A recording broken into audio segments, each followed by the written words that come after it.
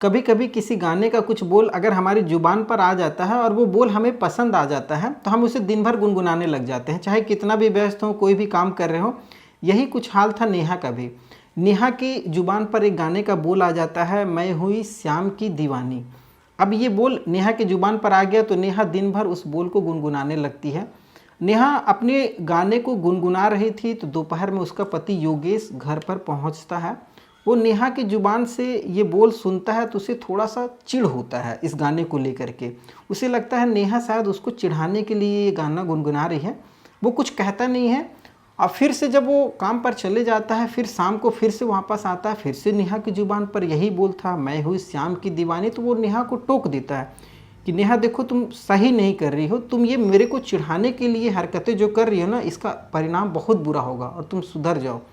तो नेहा थोड़ा सा हंसी मजाक करके मामले को टालने की कोशिश करती है, लेकिन योगेश जो था वो अंदर अंदर नेहा से चिढ़ रहा था कि ये मेरे को इतना नीचा दिखाना चाहती है। उसके दिमाग में बहुत कुछ चल रहा होता है। रात बीतती है, सुबह होता है, बच्चे स्कूल चले जाते हैं। घर में 3 बच्चे भी थे, वो स्कूल चले जाते हैं। नेहा अपने काम में व्यस्त हो जाती है। अचानक दोपहर 12:30 बजे योगेश जो था बच्चों को 12:30 बजे स्कूल से लेकर के घर पहुंच जाता है।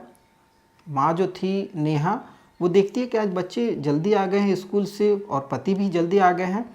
तो वो जाती है और बच्चों को देखने। तो योगेश जो था वो बच्चों को लेकर के फर्स्ट फ्लोर के कमरे में चले जाता है। वहाँ पर पत्नी भी पहुँच जाती है। योगेश जो था पत्नी और 3 बच्चों को उस कमरे में बंद कर लेता है। बंद करने के बाद अपनी लाइसेंसी पिस्तौल निकालता है और सामने पत्नी की कनपट्टी पर रख करके कहता है, नेहा तुम बहुत चिढ़ा ली मेरे को और तुम अपनी हरकतों से बाज नहीं आओगी। आज मैं तुम्हें और तुम्हारे इन बच्चों को मार दूंगा। अब ये जो नज़ारा था नेहा के सामने पहली बार था योगेश का। इस तरीके से उन्होंने कभी भी भयंकर रूप नहीं देखा था। आज छोटी मोटी झगड़ा वगैरह होती रहता था, लेकिन इस तरीके का रूप कभी भी नहीं देखा था। नेहा सहम जाती है, बच्चों को लेकर के भागने की कोशिश करती है। तभी अचानक योगेश एक गोली मार देता है और वो गोली सीधे उसकी बड़ी बेटी के खोपड़ी में जाकर के लगती है। पत्नी जो होती है देखती है कि पति सच में इस तरीके से मार रहा है। वो पति के चरणों में जा कर के पड़ जाती है कि योगेश माफ़ कर दो, क्षमा कर दो, आइंदा कभी इस तरीके की गलती या हम लोग नहीं करेंगे। बच्चे गिड़गिड़ा रहे हैं, डरे हुए हैं, भाग रहे हैं उस कमरे में। लेकिन योगेश जिसके सर पर खून सवार था, वो ना तो बच्चों की बात सुन रहा, ना पत्नी की बात सुन रहा है, ना बाप का ममता उसके आड़े आ रहा है अपने कुकर्मों को रोकने के लिए।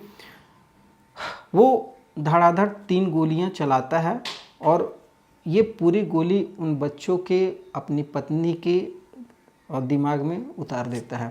उतारने के बाद योगेश तुरंत अपने नज़दीकी थाने में फ़ोन करता है और कहता है कि हेलो, मैं भाजयुमो पूर्व जिला अध्यक्ष बात कर रहा हूँ, योगेश रोहिल्ला।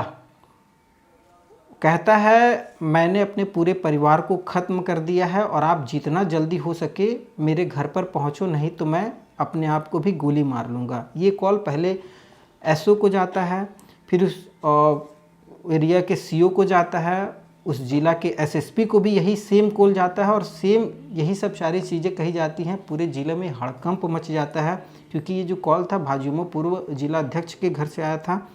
आनन फानन में सभी पुलिस अधिकारी उस घर पर पहुंचते हैं और जो नज़ारा देखते हैं हर कोई सन्न हो जाता है। क्या है ये पूरी घटना, आज इस कहानी के माध्यम से जानने की कोशिश करेंगे। नमस्कार, मैं सत्य सिंह और आप देख रहे हैं द बुड़बक मंच। दरअसल आज की जो पूरी सच्ची घटना है, ये घटना है उत्तर प्रदेश के सहारनपुर ज़िले में एक गांव पड़ता है सांगाठेड़ा। उस गांव की ये घटना बताई जा रही है और वहाँ योगेश रोहिल्ला जो था अपने परिवार के साथ रहता था। और बताया ये जा रहा है कि योगेश ने अपने हाथों से अपनी पत्नी और 3 बच्चों का गोली मार करके कत्ल किया। जब पुलिस वहाँ पर पहुँचती है और जब ऐसी चीज़ें सुनाई देती हैं कि गाने को बोल को लेकर के इसने अपने 3 बच्चों को और पत्नी को गोली मारी है, तो लोगों को विश्वास नहीं हो रहा था और पुलिस को भी विश्वास नहीं होगा कि इतनी छोटी सी बात पर कोई व्यक्ति अपने पूरे परिवार को कैसे ख़त्म कर सकता है। पुलिस उसे गिरफ्तार करती है और गिरफ्तार करके जब उससे कड़ाई से पूछताछ की जाती है तो जो बातें योगेश रोहिल्ला कहता है वो बातें सुन करके थोड़ा सा अजीब लगता है कि यार ये व्यक्ति शुरू से ही मतलब इस तरीके का है, इसका मतलब पुराना जो बैकग्राउंड ये इतना खतरनाक है ये जब लोगों को पता चलता है, पुलिस को पता चलता है, तो पुलिस भौचक्की रह जाती है और उस व्यक्ति पर किसी तरह की कोई मरम्मत मतलब पुलिस करना ही नहीं चाहती है। पुलिस ये तक दावा कर देती है कि इस व्यक्ति को जल्द से जल्द हम कोशिश करेंगे फांसी की सज़ा मिले। दरअसल योगेश जो होता है वो कहता है कि मेरी जो पत्नी थी नेहा, नेहा का हमारे ही गांव के एक लड़के से अवैध संबंध था और वो नेहा को मैं बार बार समझाता था कि तुम उसके साथ अवैध संबंध मत रखो, तुम उससे रिश्ता नाता तोड़ लो, और नेहा जो थी वो मानने को तैयार नहीं थी। और मेरा जो चौथा बेटा है मतलब जिसका नाम है शिवांश, जिसकी उम्र है 4 साल, वो मेरा आखिरी बेटा जो था वो मेरा नहीं है, मेरी पत्नी जिससे प्यार करती थी वो उसका बेटा है। और योगेश बार बार अपनी पत्नी पर ये दबाव डालता था कि तुम एक काम करो, छोटे बेटे का डीएनए टेस्ट करवाओ।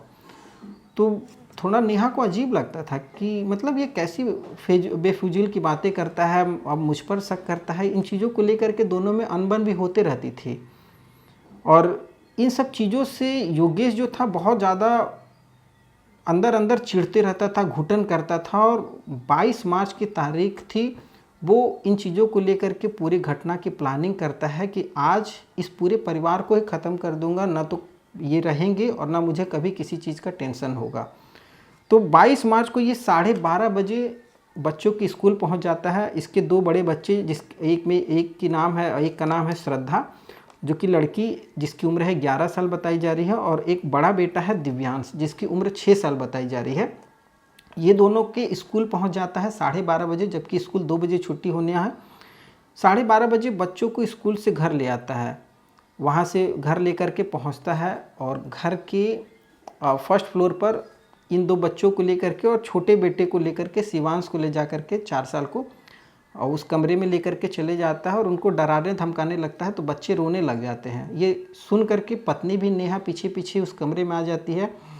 तो योगेश रोहिल्ला उस कमरे को बंद कर लेता है और पत्नी को जोरदार मारने की कोशिश करता है, बच्चों को डराने की कोशिश कर रहा होता है। तो ये सब सारी चीज़ें सुन करके योगेश का बगल में ही चाचा का मकान है, तो चाचा का जो लड़का था वो दौड़ करके उस घर में आता है। तो वो बार बार जब भी कभी योगेश में नेहा में झगड़ा वगैरह होता था तो वो उन चीज़ों को सुलझा देता था। तो वो उस दिन भी पहुंचा।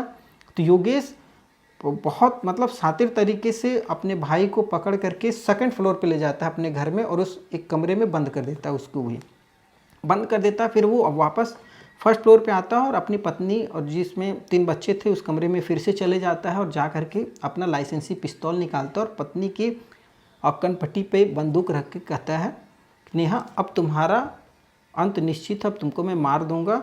और बहुत सारी चीज़ें अंदर अंदर चल रही थी और वो तुरंत बंदूक की पहली गोली जो था वो बड़ी बेटी के खोपड़ी में ठोक देता है।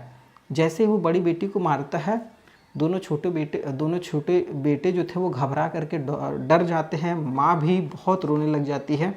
माँ नेहा जो थी वो योगेश के पैर को पकड़ करके गिड़गिड़ाने लगती है कि योगेश माफ़ कर दो, बच्चों ने तुम्हारा क्या बिगाड़ा है, मैंने कुछ भी गलत नहीं किया है, मेरा किसी से कोई संबंध नहीं है। लेकिन योगेश किसी की भी बात को सुनने, जैसे उसके दिमाग पर किसी चीज़ों का असर ही नहीं हो रहा था, उसके दिमाग पर बस एकलौता था खून सवार।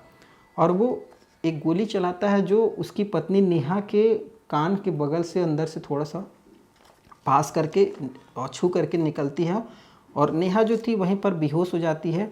फिर वो अपने बच्चे को और जो दूसरा बेटा और छोटा बेटा और बड़े बेटे दोनों को उसी बंदूक से गोली मारता है और मार करके तीनों बच्चों को उठा करके खिड़की से बाहर फेंक देता है।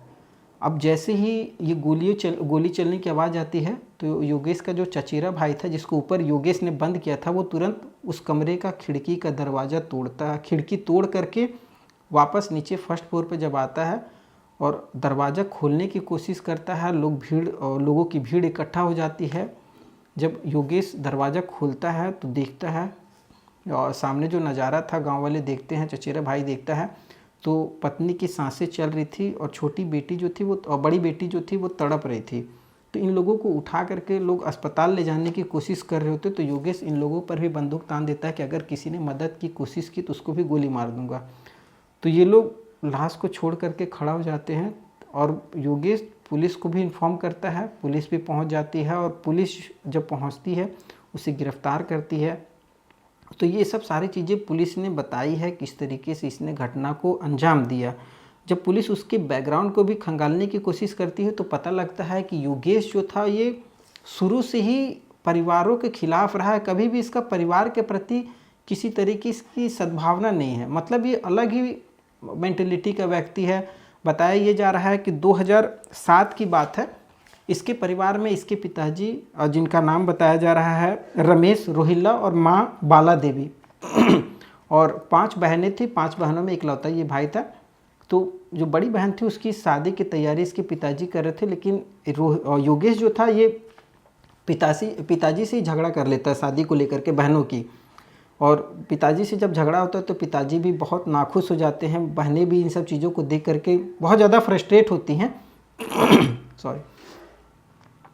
तो पिताजी जो थे वो अपनी पत्नी बाला देवी और 3 बेटियां जो थी ये 5 लोग मिल करके जहर खा लेते हैं। बताया जाता है जहर खा लेते हैं और जहर खाने के बाद जब ये लोग सीरियस होते हैं तो योगेश जो था ये इन लोगों को लेकर के अस्पताल जाने की कोशिश कर रहा था।